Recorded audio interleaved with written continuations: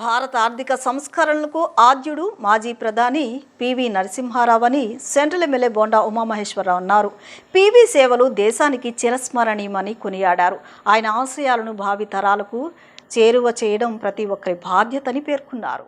మాజీ ప్రధాని పివి నరసింహారావు 105వ జయంతి సందర్భంగా విజయవాడ సత్యనారాయణపురం గిరివీధిలో నిర్వహించిన కార్యక్రమంలో సెంట్రల్ ఎమ్మెల్యే బోండా ఉమామహేశ్వరరావు పాల్గొని పివి కాంస్య విగ్రహానికి పూలమాలలు వేసి ఘనంగా నివాళులర్పించారు. ఈ సందర్భంగా ఆయన మాట్లాడుతూ పివి నరసింహారావు భారతదేశం గర్వించదగ్గ మహామేధావి అని, బహుభాషా కోవిదుడని, దూరదృష్టి కలిగిన నాయకుడని కొనియాడారు. ప్రధానమంత్రిగా ఆయన చేపట్టిన ఆర్థిక సంస్కరణలు దేశ అభివృద్ధికి బలమైన పునాదులు వేసి భారతదేశానికి ప్రపంచ వేదికపై ప్రత్యేక గుర్తింపు తీసుకువచ్చారని తెలిపారు. తాను ఎమ్మెల్యేగా ఉన్న సమయంలో సత్యనారాయణపురంలో పివి విగ్రహాన్ని ఏర్పాటు చేశామని, ప్రతి ఏడాది ఆయన జయంతి, వర్ధంతి కార్యక్రమాలను నిర్వహిస్తున్నామని చెప్పారు. అలాగే స్థానిక సర్కిల్కు శ్రీ పివి నరసింహారావు సర్కిల్గా నామకరణం చేయడం గర్వకారణమని పేర్కొన్నారు. ఈ కార్యక్రమంలో స్థానిక పార్టీ నాయకులు, కార్యకర్తలు, అభిమానులు పాల్గొన్నారు.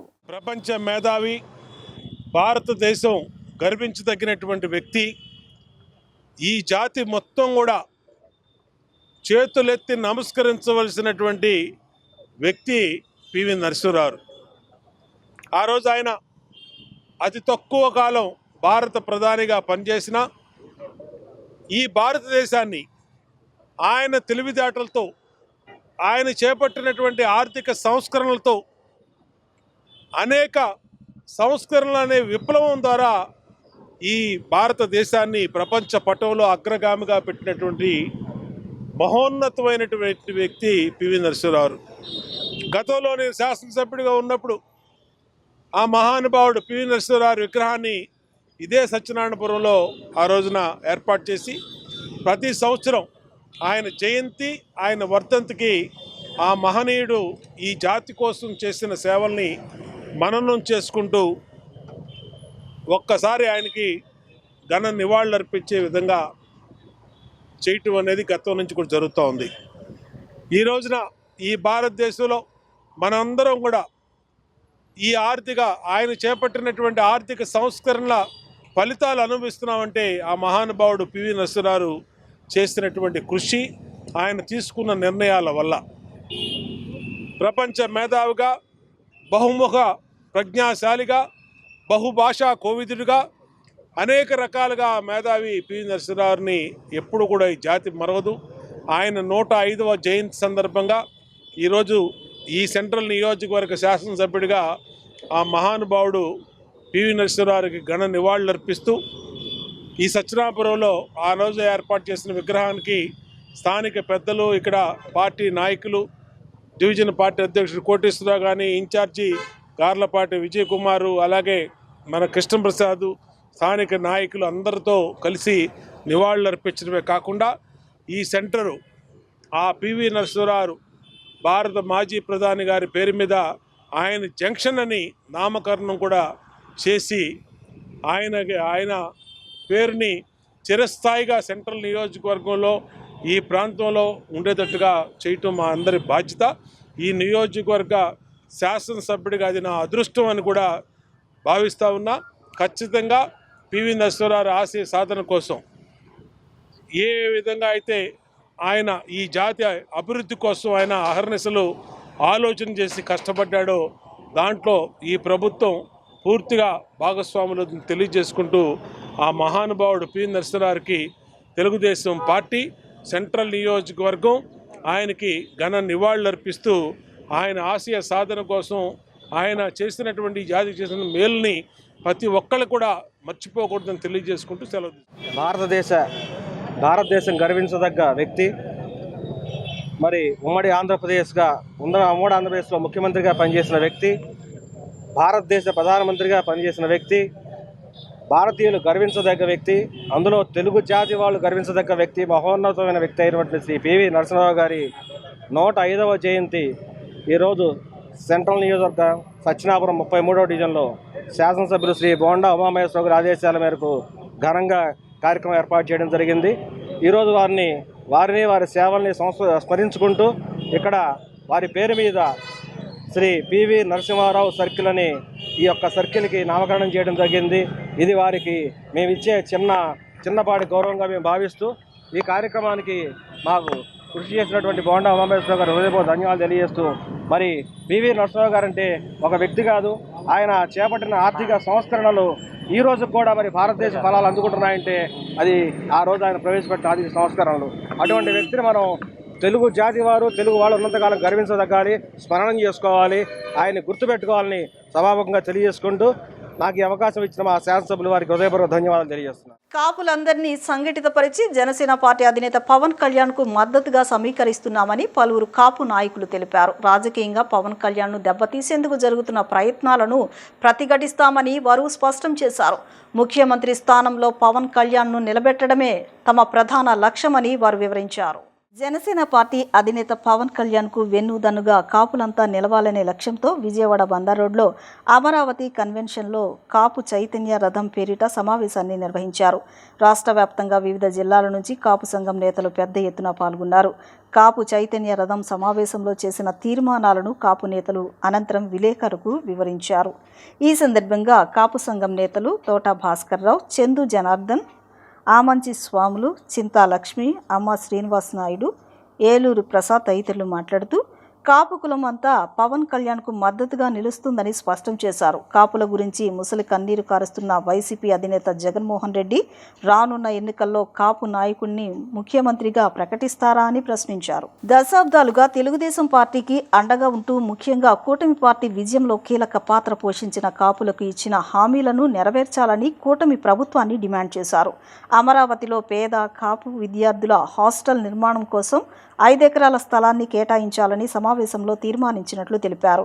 ఇప్పటి వరకు అనేక రాజకీయ పార్టీలకు మద్దతునిచ్చిన కాపులు ఇకపై జనసేనకు మాత్రమే వెన్నుదన్నుగా నిలవాలని తీర్మానించామన్నారు. కాపుల్లో ఉన్న వివిధ సంఘాల నేతలంతా విభేదాలు విస్మరించి ఐక్యంగా కృషి చేసి పవన్ కళ్యాణ్ ముఖ్యమంత్రి అయ్యే విధంగా చూడాలని సమావేశంలో తీర్మానం తీసుకున్నామన్నారు. కాపుల మధ్య ఐక్యతను దెబ్బతీసేందుకు కుట్రలు జరుగుతున్నందున కాపులంతా ఐక్యంగా సోదర భావంతో ఉండాలని తీర్మానించారు. దశాబ్దాలుగా కాపు కులస్తులకు జరుగుతున్న అన్యాయాన్ని ప్రకటించి కాపులకు సముచిత ప్రాధాన్యత ఇచ్చే పార్టీలకే తమ మద్దతు ఉంటుందని వారు స్పష్టం చేశారు. ఈ సమావేశంలో రాష్ట్ర వ్యాప్తంగా వివిధ జిల్లాల నుంచి తరలివచ్చిన కాపు సంఘం నేతలు పాల్గొన్నారు. అందరికీ నమస్కారం అండి. నా పేరు తోట భాస్కర్రావు. ఈ కాపు చైతన్య రథం అనేది గ్రూపు పెట్టడానికి మెయిన్ కారణం మా పవన్ కళ్యాణ్ గారిని మేము సీఎం కింద చూసుకోవాలని ముఖ్య కారణం అదేనండి. ఇప్పుడు ఉన్న పరిస్థితుల్లో జగన్మోహన్ రెడ్డి గారు కాపులు విచ్చలవిడిగా ఎలా ముద్రీకరిస్తున్నారంటే రౌడీలుగా గంజాయి బ్యాచ్ల కింద నానా రకాలుగా చిన్న జాతుల కింద చూపిస్తున్నారండి. దీనికి జగన్మోహన్ రెడ్డి గారు మొన్న విజయవాడలో జరిగిన చిన్న సంఘటన అండి.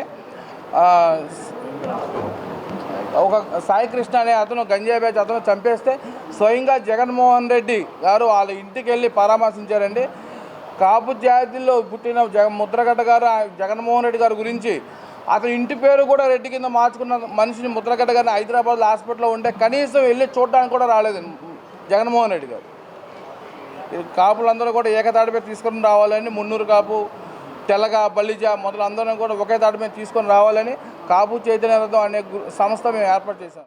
ఆనాడు స్వర్గీయ వంగవీటి మోహన్ రంగా గారు, నేడు పవన్ కళ్యాణ్ గారు అనే ట్యాగ్ లైన్తో ఈ కార్యక్రమాన్ని ప్రారంభించారు. దీనికి సమాజంలో పనిచేసే సంఘ నాయకత్వం, రాజకీయాలకు అతీతంగా, పార్టీలకు అతీతంగా పనిచేసే నాయకులు అనేక మంది వచ్చారు. వారందరికీ కూడా ప్రత్యేక ధన్యవాదాలు తెలియజేస్తా ఉన్నాను. ఆ రోజు స్వర్గీయ వంగవీటి మోహన్ రంగా గారు కుల మతాలకు అతీతంగా పనిచేశారు. అదేవిధంగా వారు కోట్లాది మంది అభిమానుల్ని తెచ్చుకున్నారు. ఈరోజు పవన్ కళ్యాణ్ గారు అదే బాటలో కులాలకి మతాలకి అతీతంగా ఈరోజు పనిచేస్తూ ఉన్నారు. ఈ సందర్భంగా వారికి ప్రత్యేక ధన్యవాదాలు తెలియజేస్తూ, కాపు కుటుంబ సభ్యుడైన పవన్ కళ్యాణ్ గారికి రాజకీయాలకు అతీతంగా కాపు కుటుంబ సభ్యులు, కాపు, తెలగ, బలిజ, ఒంటరి, తూర్పు కాపు, మున్నూరు కాపు కుటుంబ సభ్యులంతా కూడా మద్దతు తెలపాలి, వారిని కాపాడుకోవాలి. జనసేన పార్టీ అనేది కులాలకు అతీతంగా స్థాపించిన వారు, కులాలకు అతీతంగా పనిచేస్తున్న వారు మా కుటుంబ సభ్యులు, కాపు కుటుంబ సభ్యులు. కాపు కుటుంబ సభ్యుడిగా సోదరుని కాపాడుకోవాల్సిన బాధ్యత కాపు సంఘాల మీద, కాపు నాయకుల మీద, బలిజ నాయకుల మీద ఉంది కాబట్టి వారిని తప్పనిసరిగా పవన్ కళ్యాణ్ గారిని కాపు కుటుంబ సభ్యుడిగా తప్పనిసరిగా మేము కాపాడుకుంటాం. ఇదే విధంగా రాష్ట్రంలో ఉన్న కాపు, తెలగ, బలిజ, ఒంటరి, తూర్పు కాపు, మున్నూరు కాపుల యొక్క సమస్యల మీద చర్చించడం జరిగింది. కాపు జాతికి సంబంధించిన అతిరథ మహారాజులందరూ కూడా ఈ కార్యక్రమానికి రావడం జరిగింది. దీనిలో ముఖ్య ఉద్దేశం ఏంటంటే ప్రతి వైసీపీ పార్టీ అవ్వచ్చు, తెలుగుదేశం పార్టీ అవ్వచ్చు, కాంగ్రెస్ అవ్వచ్చు, ఇతర పార్టీలన్నీ కూడా ఎలా అయితే రాజకీయం కోసం ఒక 100 సంవత్సరాలు మేమే పరిపాలించాలనే ఆలోచనతో రాజకీయం చేసుకుంటూ వచ్చే సందర్భంగా మా కాపు జాతికి దిశానిర్దేశం లేని పరిస్థితి రంగా గారు చనిపోయిన తర్వాత ఆ స్ఫూర్తితో గతంలో రాజులకు రారాజు కృష్ణదేవరాయలు గారు స్ఫూర్తితో రంగా గారి యొక్క ఆశయ సాధన, బడుగు బలహీన వర్గాల యొక్క ఆశయ సాధన వ్యక్తిగా ఈరోజు మాకు కొణిదెల పవన్ కళ్యాణ్ గారు అనే వ్యక్తి ఒక దిక్సూచిలాగా మాకు ఆంధ్ర రాష్ట్రంలో రాజకీయంగా సీఎం అయ్యే వ్యక్తిగా మాకు అందరూ కూడా భావించాము. కులమంతా కూడా ఆయన అంటే ఖచ్చితంగా ఉంటారు. ఆయన ఏ ఆలోచనతో అయితే కూటమి ప్రభుత్వాన్ని మోదీ గారు మెచ్చిన వ్యక్తి పవన్ కళ్యాణ్ గారు. రాష్ట్రం నలుమూల నుండి వచ్చిన అశేషమైన కాపు సోదరులందరూ కూడా ఇక్కడ ఒక తీర్మానం చేయటమైనది. మరి ఈరోజు వరకు మాకు కాపు కార్పొరేషన్ నిధులు విడుదల చేయలేదు. తక్షణమే ఈ ప్రభుత్వం స్పందించి మరి మాకు ఇస్తామన్న 3,000 కోట్ల రూపాయలు కాపు కార్పొరేషన్ నిధులు విడుదల చేయాలని, అదేవిధంగా రాజధానిలో మాకు 20 ఎకరాలు ల్యాండ్ కాపు స్కిల్ డెవలప్మెంట్ కమ్యూనిటీ హాల్ కోసం కానీ దేనికైనా కానీ ప్రకటించాలని ప్రభుత్వం, అలాగే తమాషా ప్రకారం రేపు రాబోవు మున్సిపల్ ఎలక్షన్ కానీ అదేవిధంగా పంచాయతీ ఎలక్షన్లో కూడా మాకు సీట్లు కేటాయించాలని ఈ యొక్క సభా వేదిక ద్వారా మేము తెలియజేసుకుంటూ సెలవు తీసుకుంటాం. తిరుమల శ్రీ వెంకటేశ్వర స్వామి సన్నిధిలో జరిగే నిత్యాన్నదాన పథకానికి విజయవాడకు చెందిన భక్తులు 10 టన్నుల కూరగాయలను సమర్పించారు.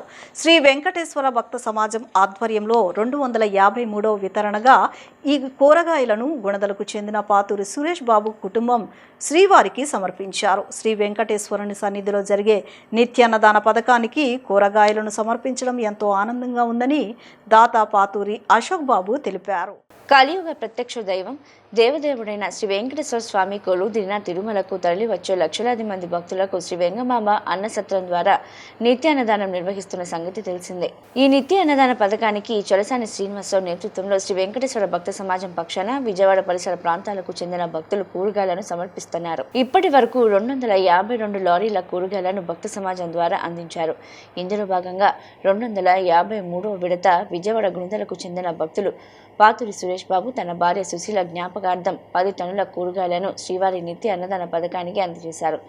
గుణదల పాత పంచాయతీ కార్యాలయం సెంటర్లో టీటీడీ కూరగాయల రథానికి పూజలు నిర్వహించారు. ఈ సందర్భంగా భక్తి శ్రద్ధలతో గోవింద నామాలను ఆలపించారు. శ్రీ వెంకటేశ్వర భక్త సమాజం పక్షాన కూరగాయలు సమర్పించుకున్న దాతలు పాతూరి సురేష్ బాబు, పాతూరి అశోక్ బాబుని సత్కరించారు. అనంతరం పాతూరి అశోక్ బాబు మాట్లాడుతూ తన తల్లి సుశీల జ్ఞాపకార్థం ఆమె మరణించిన రోజునే శ్రీవారి భక్తుల కోసం నిర్వహించే నిత్య అన్నదాన పథకానికి 10 టన్నుల కూరగాయలను అందజేశామన్నారు. తన తండ్రి సురేష్ బాబు పొటమట లంకలో భక్తులు అన్నదానానికి కూరగాయలు సమర్పిస్తున్న విషయాన్ని తెలుసుకొని తాము కూడా ఇవ్వాలన్న సంకల్పంతో శ్రీ వెంకటేశ్వర భక్త సమాజం ద్వారా 253వ విడత ఈ కూరగాయలను సమర్పించామని తెలిపారు. స్వామివారి కృపా కటాక్ష వీక్షణాలు ప్రజలందరిపై ఉండాలని ఆయన ఆకాంక్షించారు. శ్రీ వెంకటేశ్వర భక్త సమాజం ప్రతినిధి వై గాంధీ బాబు, అట్లూరి మురళీమోహన్ మాట్లాడుతూ అన్నదానం అన్ని దానాల కంటే శ్రేష్టమైనదని అన్నారు. దేశ విదేశాల నుంచి వస్తున్న శ్రీవారి భక్తులకు వెంగమాంబ అన్న సత్రం ద్వారా నిర్వహిస్తున్న నిత్య అన్నదాన పథకానికి తమ భక్త సమాజం పక్షాన 253 లారీల కూరగాయలను పంపించే అవకాశం కలగడం అదృష్టంగా భావిస్తున్నామన్నారు. ఇందుకు సహకరిస్తున్న శ్రీవారి భక్తులకు ధన్యవాదాలు తెలిపారు. ఈ సందర్భంగా భక్తులకు తిరుమల లడ్డు ప్రసాదాన్ని పంపిణీ చేశారు. ఈ కార్యక్రమంలో శ్రీ వెంకటేశ్వర భక్త సమాజం ప్రతినిధులు చలసాని శ్రీనివాసరావు, పాతూరి సురేష్ బాబు, కుటుంబ సభ్యులు, బంధుమిత్రులు పాల్గొన్నారు.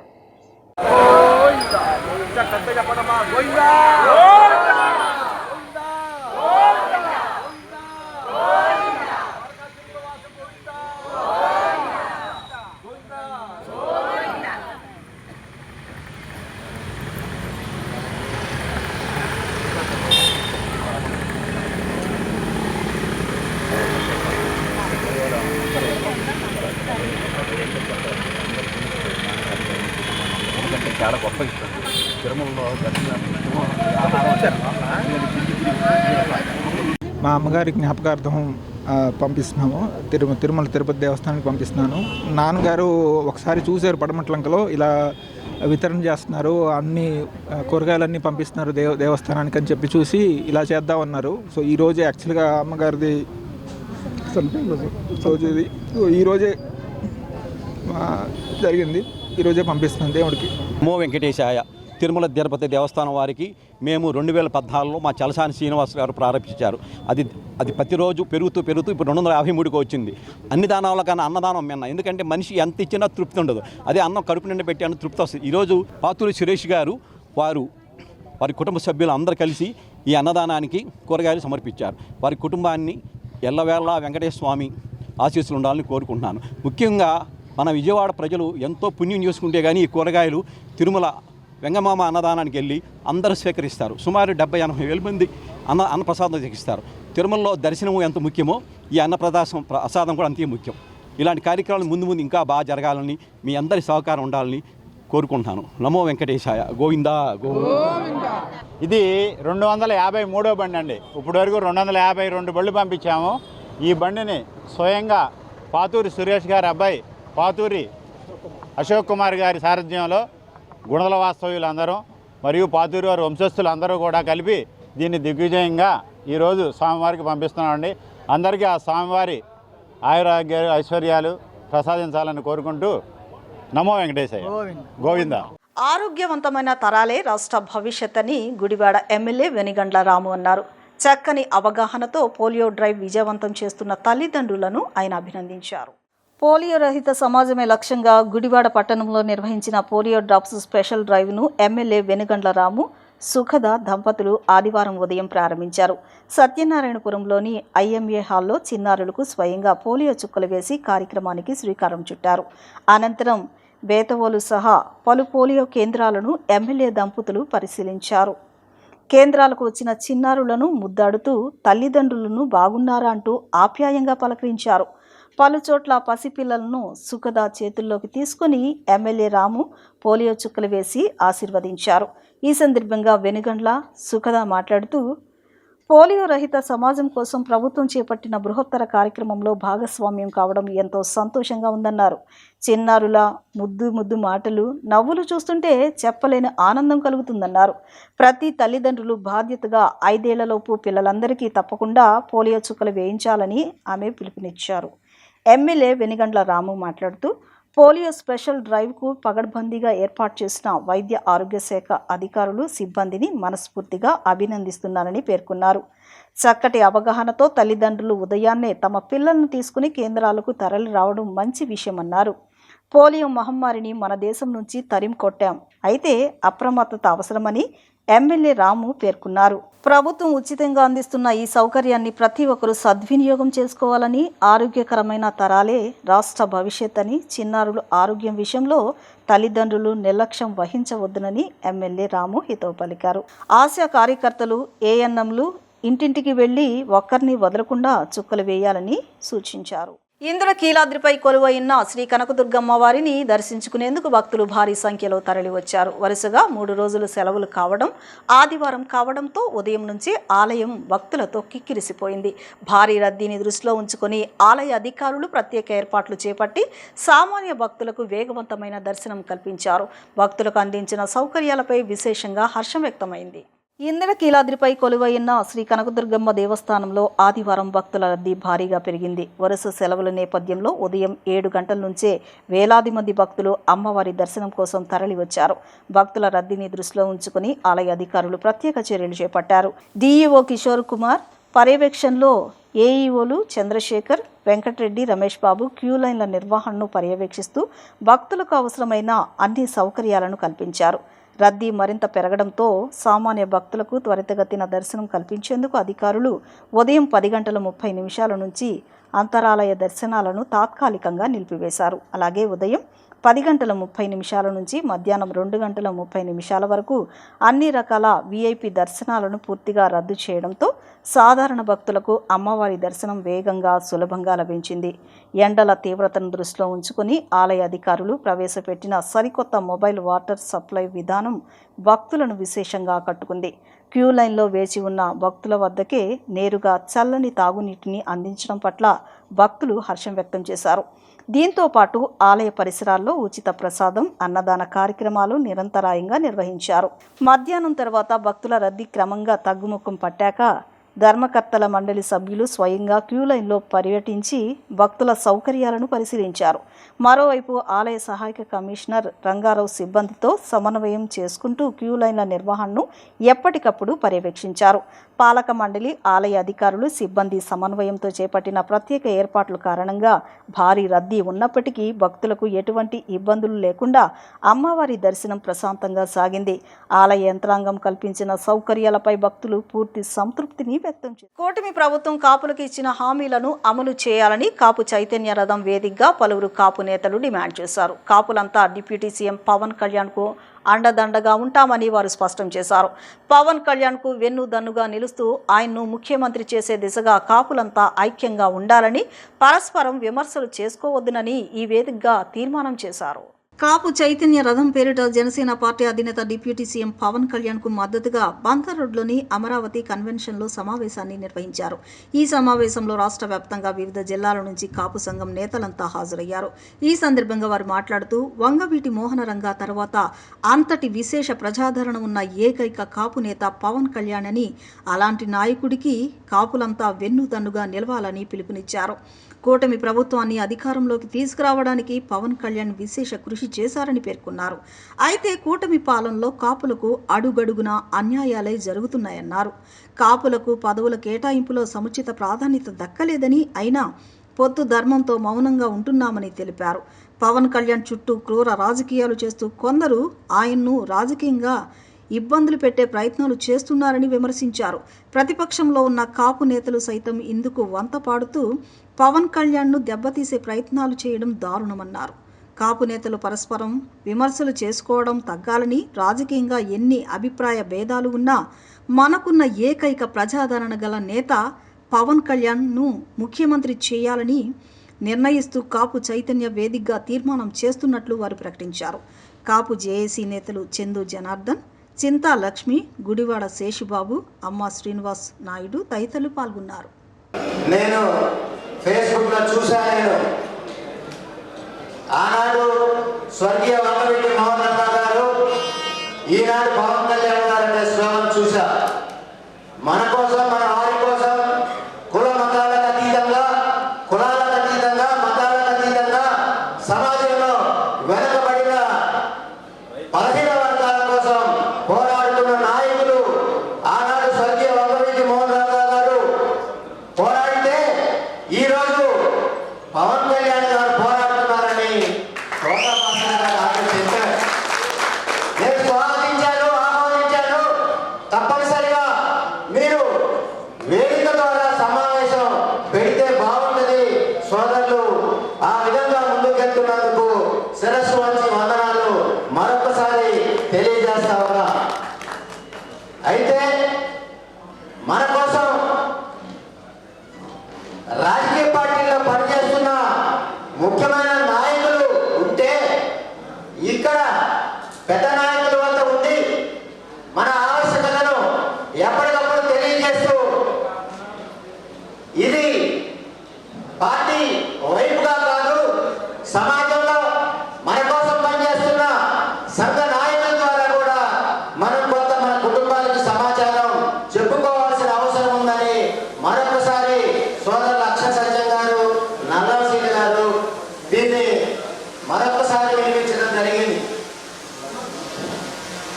అయితే రాజకీయాల్లో మన వాళ్ళు లేదా శ్రీకృష్ణ దేవాలయాన్ని చూసుకున్నాం.